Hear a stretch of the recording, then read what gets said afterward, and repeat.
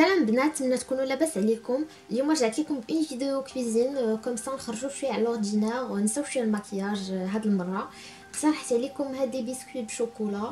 انا متاكده الا كانوا عندكم دي زانفون وصايبتهم ليهم غادي يعجبوهم، حيت فريمون كيجيو لذاذين بزاف ومقرملين. هادو كنديرهم انا ديما، كنخليهم عندي في الدار سوا بوغ لي بتي كرو في العشيه اولا الفطور في الصباح. الوغ بوغ المقادير غادي نحتاج واحد 300 غرام ديال لافارين، زايده مع واحد القبيصه د الملحه. عندي هنايا 150 غرام ديال السنيده، تقدروا تنقصوا الا بغيتوا داكشي ما يجيكمش، بغيتوا تنقصوا زعما من الحلاوه تقدروا تنقصوا ديروا قل من 150 غرام. غادي نخلي لكم كاع المقادير، نعاود نكتبهم لكم في لابار دانفو ولا نسيتهم ولا شي حاجه. عندي هنايا 175 غرام ديال الزبده، دو بريفيرونس تكون مجبوده قبل وتكون رطبه باش تجينا سهله في الخدمه.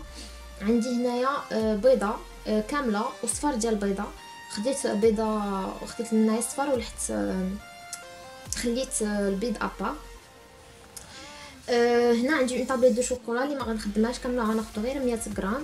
تقدروا تخدموا اي طابلات عندكم، حيتاش من بعد غادي نفرتوه، ما غاديش ما نخدموش بها كامله، ما نخدموش بها زعما هكا كامله. وغادي ناخذ واحد الساشي ديال الخميره.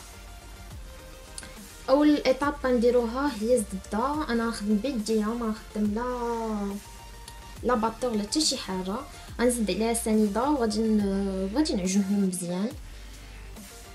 انا الزبده كانت عندي باقا قاصحه شويه، واخا جبتها الافونس من الثلاجه، مي لا كوزين عندي شويه بارده، دوكو بقات قاصحه داباتني شويه في الخدمه. غنخلط مزيان حتى تجمع ليا مع السنيده.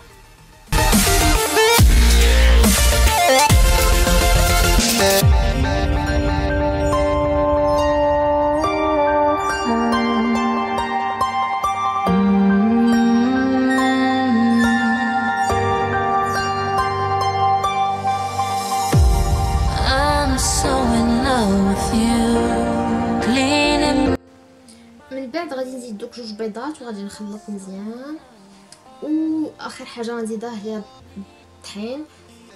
غنخلط معاه ديك الخميره وغادي نعجنو بها. هو واخا يبان لكم ان شويه في الاول الطحين كيجي يبان لكم بحال اللي ناشف، ما كيكثر من الزبده وداكشي، ولكن غير عجنو مزيان، راه كتطلق الزبده مع الخدمه ومع مع العجينه، راه كتخرج الزبده، كيجي داكشي هو هذاك. انا هاد المقادير اللي درت ما زدت عليهم حتى شي حاجه، وتعجنات ليا جمعت لي العجينه مزيان، ما زدت ليها لا زبده لا بيض لا حتى شي حاجه.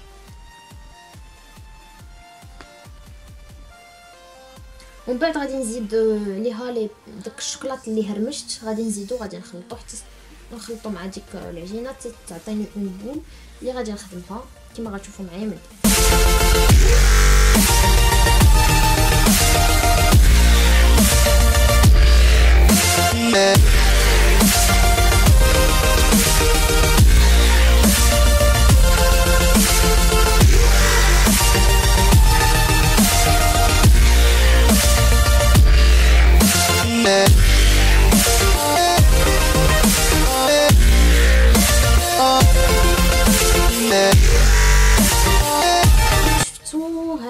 العجينه خلطت معها شوكولا. من بعد غادي ندير دي بودان، حاولوا ديروهم رقاقين حيتاش مع الخميره من بعد فاش غادي تقطعوهم وغتحطوهم، واخا تكون يكون طريف صغيور ولكن غادي يتنفخ وغادي يكبر مع الخميره اللي فيه فاش تدخلوا للفران.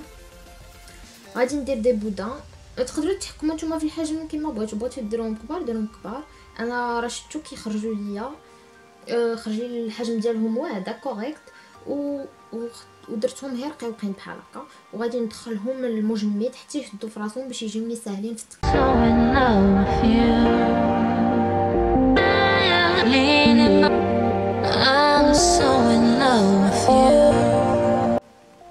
غادي نقطعهم. نحاول ان السمك ديالهم يكون هكا شويه كما كتشوفوا في الفيديو، غليظ شويه باش فاش يدخلوا الفران ما يجيوش رقيقين، حيت مازال قلت لكم غادي يسيحوا. اي فوالا غنديرهم على 180 درجه تقريبا 15 دقيقه. ما يبقاو حاضين الفران، راكم عارفين كل واحد والفران ديالو. ديروهم وطلعوا عليهم مره مره. المهم درجه الحراره 180 درجه. فوالا ها هما لي بسكويت ديالي كيخرجوا، جمعتهم في اون بواطا كوكيز. فريمون كيجيو بنانين هما، واخا غادي فاش كيكونوا يلا خرجوا من الفران كيجيو كيكونوا رطبين في لا تيكستور، مي اون فوا كيبردوا كيوليو كروستيون مقرمشين بنانين بزاف. الا جربتوا لا غاسيت صوروها ou صيفطوا لي دي فوتو sur Facebook et n'oubliez pas de vous abonner.